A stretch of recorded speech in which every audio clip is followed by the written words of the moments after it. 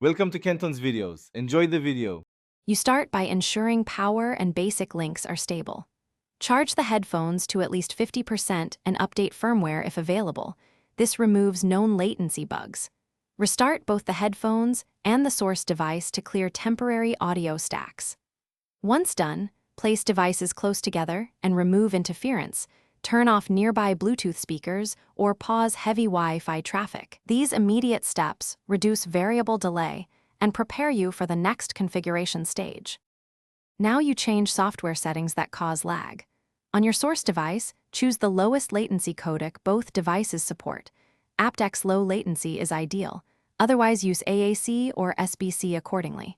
Make sure to turn off audio enhancements like spatial audio, heavy EQ, or virtual surround because processing adds delay. Next, match sample rates. Set the output to 44.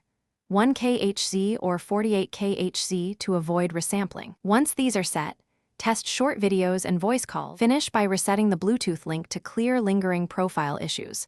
Forget the device and repair it. If delays continue, use a wired connection or a dedicated Bluetooth transmitter that supports aptX low latency to bypass the problematic source stack. Make sure to test with an alternate phone or PC. This isolates whether the source or the headphones produce the delay.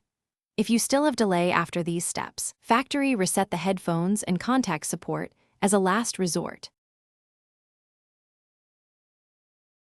Thanks for watching. Consider subscribing if we helped you.